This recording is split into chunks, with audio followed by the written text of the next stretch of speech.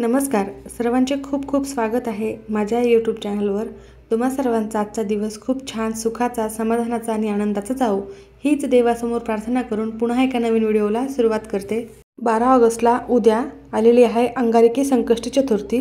जेव्हा चतुर्थी तिथी ही मंगळवारी येते तेव्हा अंगारक योग तयार होत असतो आणि या चतुर्थीला अंगारकी चतुर्थी असे म्हटले जाते.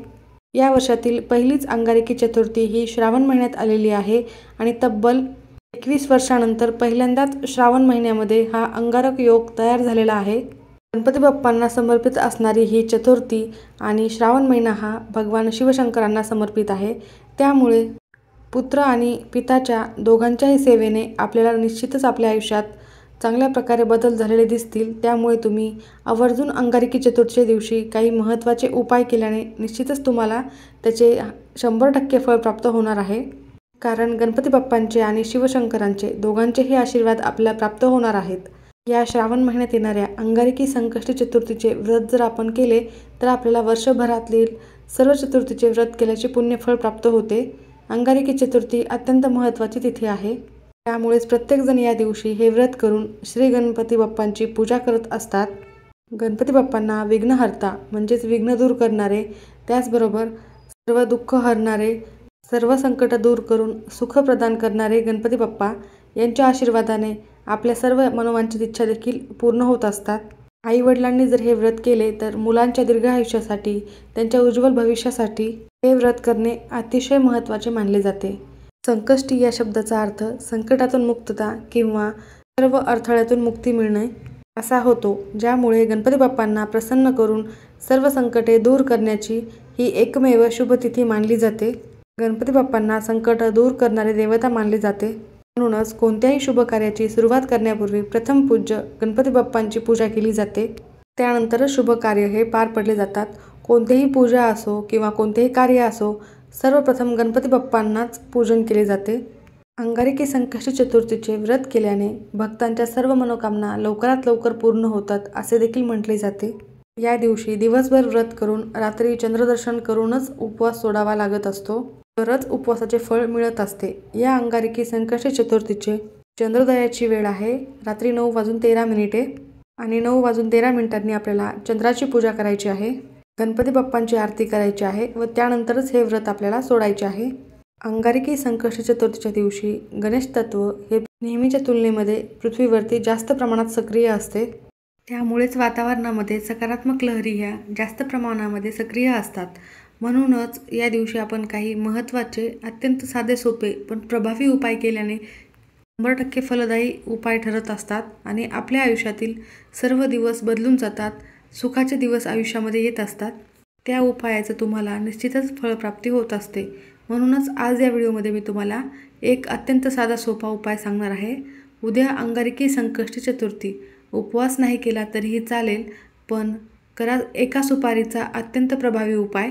सर्व कामामध्ये यश मिळेल, कर्ज फिटेल. 100% एका दिवसातच तुमची इच्छा पूर्ण होणार आहे. 24 तासाच्या आत घरातील इडापिडा, नजरबाधा दूर होणार आहे आणि त्यामुळेच तुम्हाला हा उपाय कसा करायचा आहे, कोणत्या वेळेत करायचा आहे, संपूर्ण माहिती मी तुम्हाला याच व्हिडिओमध्ये देणार आहे. त्यामुळे व्हिडिओ स्किप न करता शेवटपर्यंत बघा आणि माहिती आवडल्यास नक्की लाईक करा, शेअर करा आणि सबस्क्राईब नक्की करा. बेल आयकॉनला नक्की प्रेस करा, ज्यामुळे अशाच प्रकारचे नवनवीन व्हिडिओ तुम्हाला लवकरात लवकर बघायला मिळतील. मी आता तुम्हाला जो उपाय सांगणार आहे तो तुम्हाला उद्या मंगळवारी अंगारकी संकष्टी चतुर्थीच्या दिवशी दिवसभरात कधीही करायचा आहे. सकाळपासून ते संध्याकाळपर्यंत तुम्हाला जेव्हा वेळ मिळेल तेव्हा तुम्ही हा उपाय करू शकता. सुपारी ही पूर्णता आणि समृद्धीचे प्रतीक मानले जाते. धार्मिक विधीमध्ये सुपारीला अत्यंत महत्त्वाचे स्थान आहे आणि तुम्ही बघितलं असेल, गणपतीची मूर्ती पूजेमध्ये ठेवणे शक्य नाही झाल्यास कोणत्याही पूजेमध्ये प्रथम गणपती बाप्पांचे स्वरूप सुपारीची पूजा केली जाते.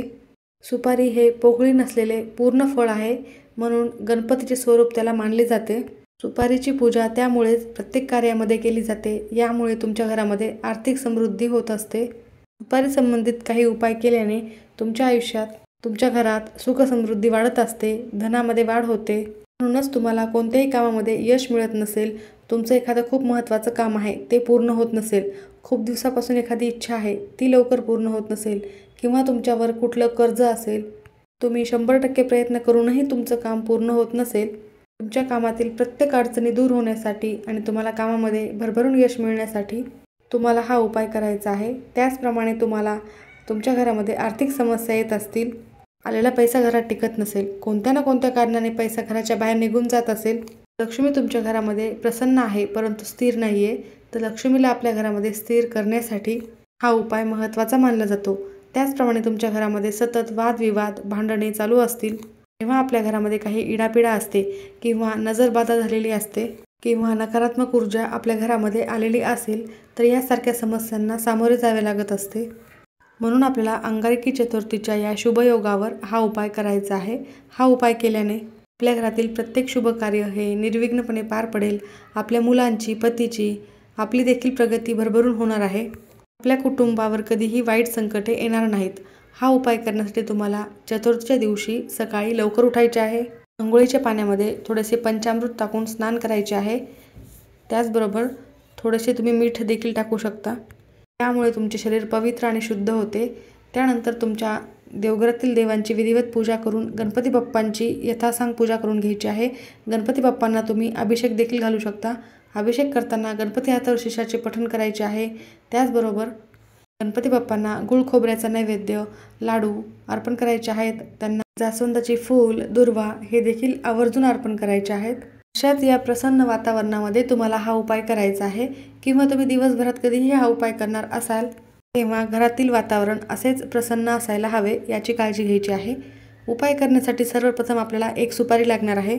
आधी पूजेमध्ये वापरलेली सुपारी आपल्याला या ठिकाणी घ्यायची नाही आहे, नवी कोरी सुपारी घ्यायची आहे।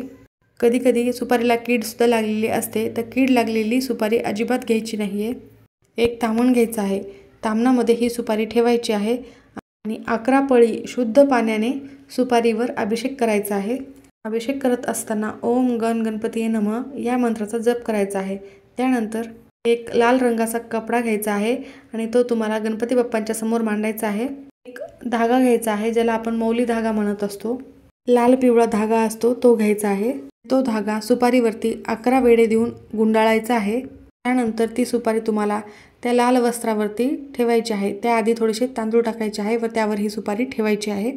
त्यानंतर सुपारीला फुले, हळद, कुंकू, अक्षता वाहून घ्यायच्या आहेत। धूप दीप ओवाळून घ्यायचा आहे। त्यानंतर तिथेच बसून तुम्हाला 3 वेळेस गणपती अथर्वशीर्षाचे पठण करायचे आहे। एक वेळा गणपती संकटनाशन स्तोत्राचं पठण करायचं आहे आणि गणपती अथर्वशीर्षाचे पठण केल्यानंतर शेवटी फलश्रुती असते त्याचे एकदा पठण करायचे आहे। त्यानंतर 16 वेळा ओम गण गणपतीये नमः या मंत्राचा जप करायचा आहे। त्यानंतर ती सुपारी तुम्हाला त्या लाल कपड्यामध्ये बांधून घ्यायची आहे आणि तुमच्या घराच्या मुख्य प्रवेशद्वारावर ही पोटली बांधायची आहे। आतल्या साईडनं बांधली तरीही चालेल किंवा दरवाजाच्या बाहेर बांधली तरीही चालेल। त्यामध्ये सुपारी आणि रक्षासूत्र असते।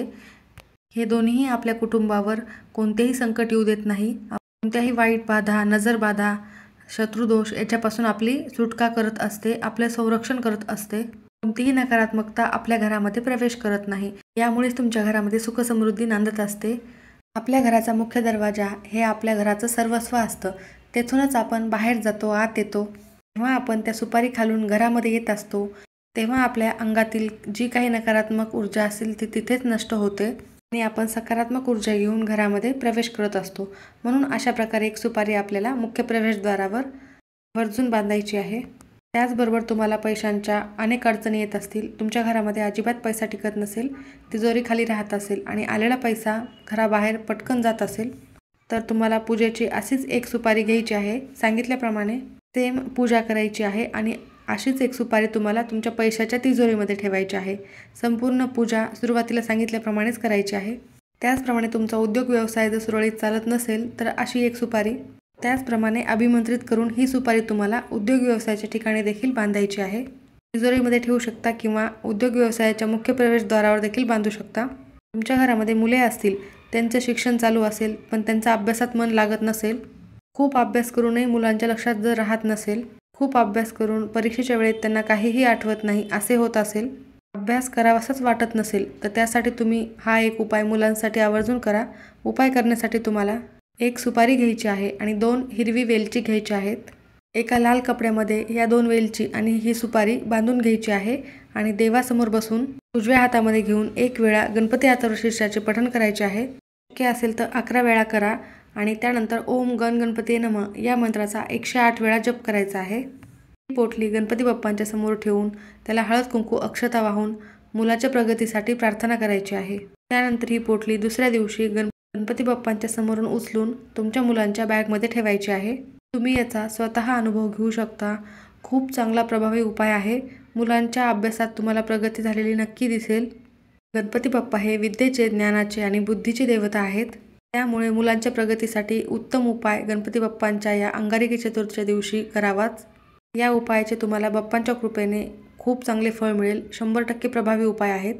तुमच्या घरामध्ये सुतक असेल तर हा यापैकी कोणताही उपाय करता येणार नाही। स्त्रियांना मासिक धर्म असेल तरीही हा उपाय करता येणार नाही।